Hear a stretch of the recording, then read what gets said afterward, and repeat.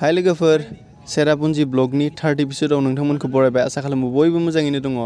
दिनैनि भिडिअ'आव आं नोंथांमोननो दिन्थिगोन न'खालिखाय वाटारफल।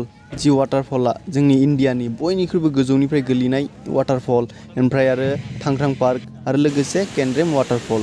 स' दिनैनि भिडिअ लोगोफोर जोबोर इन्टारेस्टिं जानो थांगासिनो आरो लोगोसे बेनो चेरापुन्जी ब्लगनि लास्ट भिडिअ जागोन।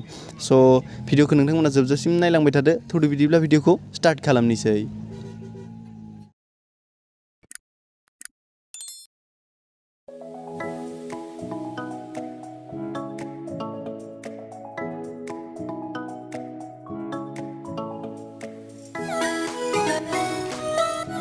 आं चेरापुन्जीनि वेदारखौ जोबोर मोजां मोनदों, माने थांनोनो गोसो गैया बेनिफ्राय आरो थाङाबाबोथ' जाया, उपाय गैया, थांथारनांगोन। दा आसामावथ' जोबोर गरम जागासिनो, खिन्थु चेरापुन्जीआव जोबोर मोजां आरो दा थानो।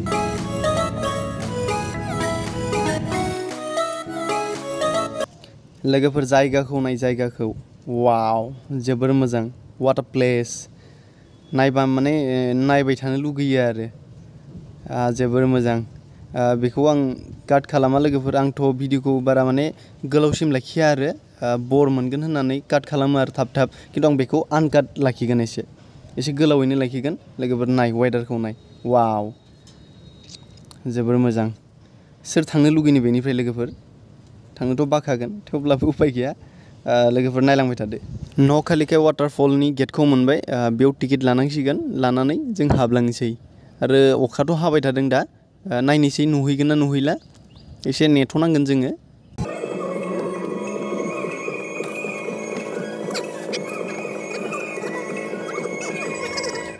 जों गारिखौ पार्किं खालामबाय, खालामनानै नै जों मोनफैबाय।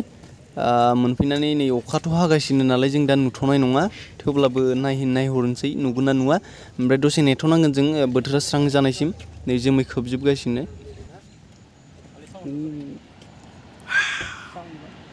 वाव साउन्डखौ खोनासं, खालि साउन्डल' खोनायो आरो।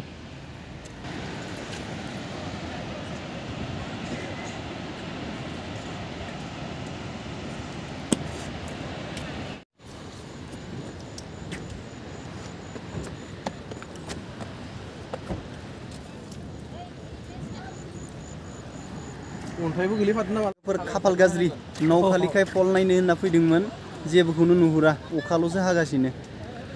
नोंथांमोननो दिन्थिगासिनो आङो, नै जेबो नुहुरा, खालि साउन्डल' खोनायो आरो। बैथिंजाय जे दै बोहैगासिनो दङ, खालि बेनिल' साउन्ड खोनायो। दा एसे फट' सट' लानानै स्ल' मसन भिडिअ बानायना थांसै आरो जों बेनिफ्राय। दसे नेबावनि माबायदि जायो, बोथोरा जुदि मोजां जायोबा नुगोन आरो, जुदि खाफालाव दङबा। बेखौ आं गोजानसिम माने बै चान्सखौ मोनाखै आरो, जे नुगोनखौ आं आसा खालामाखै।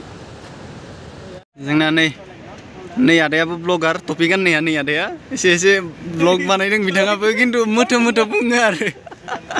गोदान नालाय मोथो बुङो। माथोखौ स्रां बुंनायबा मोजां जागौमोन आरो। आदा चेनेलनि लिंकखौ हर दे, आंबो होना दोनगोन।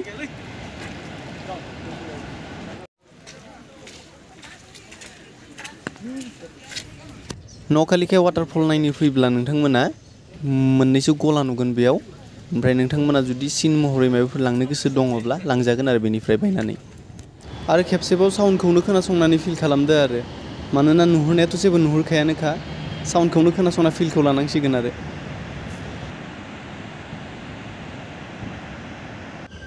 न'खालिखाय वाटारफलनिफ्राय ओंखारनानै जों दायो थांगासिनो थांख्रां पार्कसिम। ओमफ्राय थांख्रां पार्कनिफ्राय 7 सिस्टार वाटारफलखौ जोबोर मोजाङै नुहुरो आरो। स' बेखौ आं नोंथांमोननो दिन्थिनो नाजागोन आरो लोगोसे पार्कखौ दिन्थिगोन, थांख्रां पार्कखौ। आरो बेल' नङा लोगोफोर, आरो बेनि उनाव आरो मोनसे समायना वाटारफल दिन्थिबावगोन। बेनिखायनो नोंथांमोना भिडिअखौ नायलांबाय थाबावदो, एसे धर्ज हमनानै। लोगोफोर थारैनो थांनो गोसो गैमारलां बे जायगानिफ्राय, जोबोर मोजां, वाव जोबोर मोजां नांदों। बिदि जोमैनि गेजेर गेजेर थांनानै जोबोर मोजां नाङो आरो, वाव बेस्ट फिल खालामदों आं।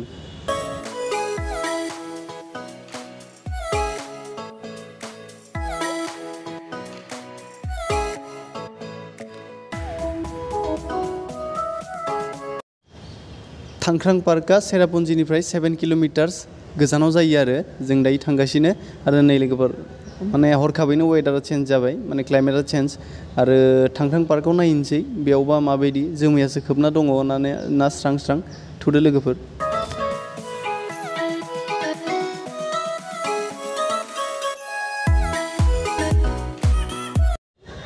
फाइनालि थांख्रां पार्क मोनफैबाय नै लोगोफोर थांख्रां पार्कनि गेटआ बेनो ओमफ्राय नै जों हाबबोबाय हाबबोनानै दाथ' नै स्रां स्राङानो नै बेखिनाव ओमफ्राय बै आगोलावसो एसे जोमैया खोबना दङ दा आरो आमाइमोना गेलेदों बैयाव ओमफ्राय नै लोगोफोर हरखाबैनो नै माबायदि जोमैया बिरबोदों माने खुया खोबबोदों आरो ओमफ्राय जिंसिम थांना नायनोसै जुदि मोजाङै नुबाथाय मोजां खोथा खिन्थु नुवाबाथाय उफाय गैला आरो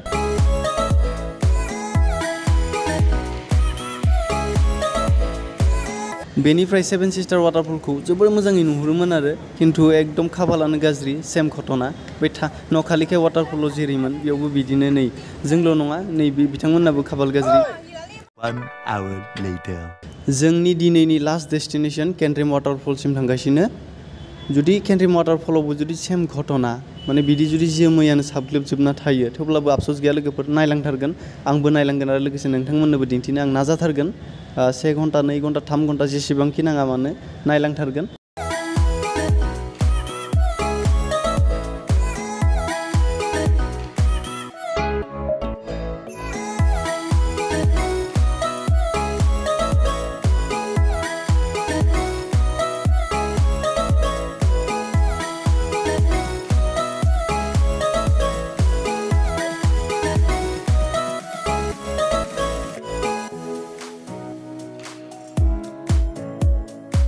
फाइनालि केनड्रेम वाटारफल मोनफैबाय नायदो लोगोफोर वाटारफलखौ ना सानिफ्राय नङा सिंनिफ्राय नायनायनि मजायानो आलादा थारैनो दिनै जोमैया जोंखौ नायनो होमारथारला नामा खालि जोमैल' खोबगासिनो जों जास्ट मोनफैदोल'सो आरो जोमैयानो खोबलायबाय आरो मोनसे खोथा लोगोफोर खालि बिदि जों जायगा नायनायाव जेरै जोमैया माने बादा होदों बा हेंथा होदों बिदि मोनफ्रोमबो खामानियावनो जोंना जेंना एसे हेंथा फैयो आरो खालि नोंथांमोना खामानिखौ मावलां धर्ज हमनानै बेखौ सौसिलां नोंथांमोना फिथाइखौ मोनथारगोन आरो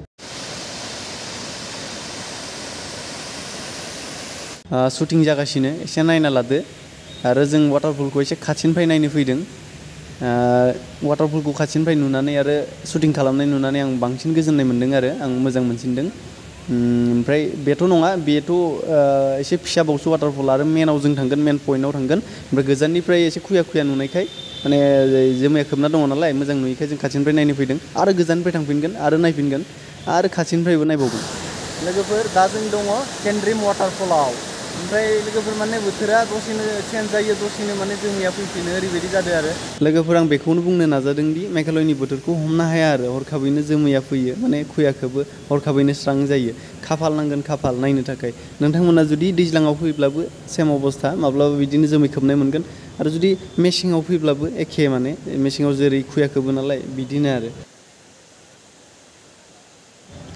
जों नै गोजाननिफ्राय नायनो फैफिनबाय बोथोरा एसे स्रां जानायखाय माबायदि नुदों लोगोफोर गोजाननिफ्राय मोजां नुदोंना आरो बेयाव फैनोबा लोगोफोर नोंथांमोना टिकेट लानो नाङा आरो टिकेट दरखार गैया नोंथांमोना गोजाननिफ्राय नायनाय बर मोनबाय जानांगौ एबार नोंथांमोना एसे खाथिनिफ्रायनो नायना लादो लोगोफोर नायदो लोगोफोर बेनो केनड्रेम वाटारफल नोंथांमोननो फंसे खोथा बुंनि मोनथिनाय हिसाबै बे वाटारफला जोंनि भारतनि बयनिख्रुइबो गोजौनिफ्राय गोलैनाय वाटारफलनि गेजेराव 7 नाम्बाराव फैयो आरो 7 नाम्बाराव फैयो